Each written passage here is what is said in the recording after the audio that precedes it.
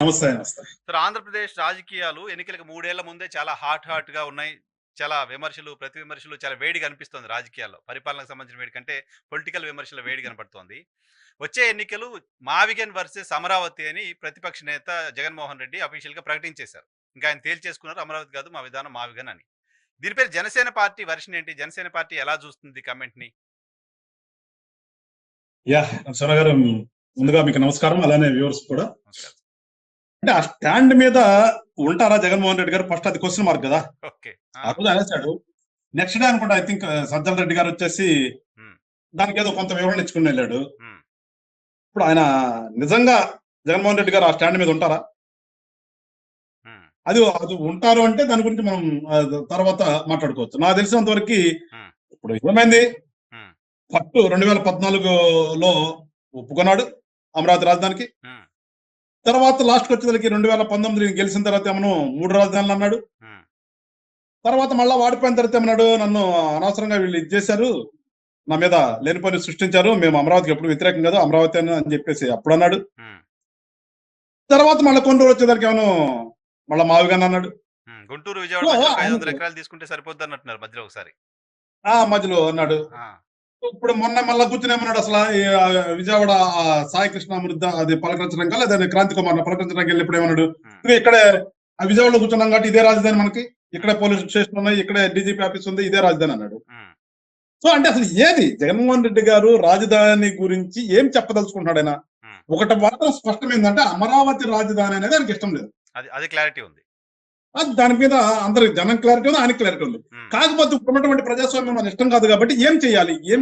ఏం చేద్దాం అనే దాని మీద కన్ఫ్యూజ్ అవుతున్నాడు. హ్మ్. హ్మ్. హ్మ్. హ్మ్. ఇప్పుడు మరి నావిగన్ అనే వ్యక్తి ఆయన సమాధానం చెప్పాలి కదా ఫస్ట్. ఎందుకంటే 3 రాజధానులు అన్నాడు. హ్మ్. హ్మ్. కర్నూలు న్యాయ రాజధాని అన్నాడు, వైజాగ్ వచ్చేసాను అడ్మినిస్ట్రేషన్. పరిపాలనా రాజధాని అన్నాడు, చెప్పారు కదా. హ్మ్. అడ్మినిస్ట్రేషన్ రాజధాని అని చెప్పిన వ్యక్తి మరి ఇవాళ సమాధానం చెప్పాలి కదా. మళ్ళీ రేపు ఎలక్షన్కి వెళ్ళదు. ఇప్పుడు హ్మ్. హ్మ్. ఇది ఊరికనే నేను అనుకోవడం ఏంటంటే అది ఊరికనే ఏదో మాట్లాడాలి కాబట్టి ఒక అహమైన అహం ఆహా! అహంలో నుంచి వచ్చిన మాట అనిపించింది నాకు. కానీ మావిగన్ వర్సెస్ ఎలక్షన్ మాకు ఓటేస్తారు. మావిగారు అంటే మాకు ఓటేస్తారు. అమరావతి అంటే వాళ్ళకి ఓటేస్తారు. డైరెక్ట్ ఎలక్షన్ క్యాంపెయిన్ లాగా చెప్పేసారాయన. బహుశా గతంలో ఎప్పుడు ఇంకా ఇలా మీరు అంటే చెప్పలేదేమో. ఇంకా 3 సంవత్సరాలు ఉంది. హ్మ్. ఈలోపు ఇంకా మూడు మారొచ్చంటారు. సంవత్సరాలకు 3 సంవత్సరాలకి ఎన్ని రకాల మారుతాయో మరి. ఈ లోపు మళ్ళా వచ్చేయమంటాడు. ఈ మధ్యన సజ్జల రామకృష్ణ రెడ్డి ఇంకోటి కూడా అన్నాం, హ్మ్. మేము అసలు అక్కడ దొనకొండ దగ్గర రాజధాని పెడదాం అనుకున్నాము, హ్మ్. అక్కడ ప్రభుత్వ భూమి చాలా ఉంది, హ్మ్. అటు నుంచి ఇటు వచ్చామని. హ్మ్. అంటే అసలు వీళ్ళకి నిర్దిష్టమైనటువంటి ఆలోచన రిగార్డింగ్ రాజధాని లేదు ఈ రోజు కూడా. హ్మ్. హ్మ్. హ్మ్. హ్మ్. అంటే హౌ దే ఆర్, నేను అంటుంది ఒక రాజకీయ పార్టీ, గతంలో పరిపాలించినటువంటి పార్టీ, హ్మ్. ఇప్పుడు ఖచ్చితంగా క్యాపిటల్ సిటీ అనేది అవసరం కదా. డెఫినిట్‌గా అవసరం. 15 ఏళ్ల తర్వాత కూడా ఇంకా రాజధాని గురించి చర్చించుకోవడం పిటి. సింపుల్ గా ఏమంటాడు, రాజధానితో పని ఏముంది, రాజధాని అనేది రాజ్యాంగంలో ఉందా, ఎక్కడ కూర్చుంటే అక్కడే అని అంత సింపుల్ గా కొట్టిపడేసేటటువంటి జగన్మోహన్ రెడ్డి గారు అసలు రాజధాని గురించి ఏంటి ఆయన స్టాండ్ హ్మ్.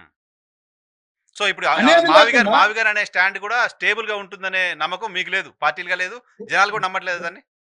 ఎట్లా ఉంటుంది నరసింహ గారు? నేను అనేది మావిగన్, వాట్ ఈస్ మావిగన్? హ్మ్. మచిలీపట్నం అంటాడు, విజయవాడ అంటాడు, గుంటూరు అంటాడు. హ్మ్. ఆల్రెడీ గుంటూరే కదా వాళ్ళ రాజధాని. అమరావతి అంటే ఎక్కడ ఉంది? గుంటూరేగా పార్ట్ ఆఫ్. పార్ట్ ఆఫ్ గుంటూరే కదా! అటుపక్కన పార్ట్ ఆఫ్ విజయవాడ ఉంది. హ్మ్.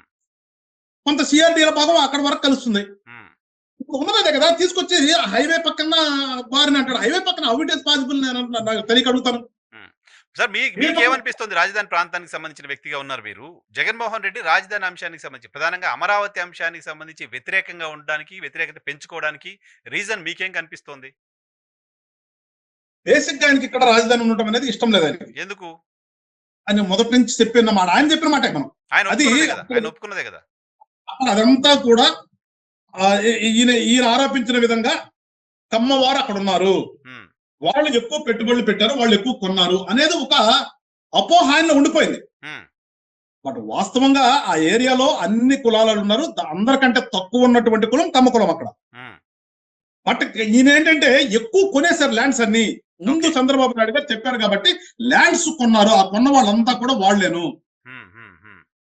సో ఇవాళ నేను గాని మా సంబంధించిన వాళ్ళు గాని కొనుక్కుంటాక అక్కడ లేవు.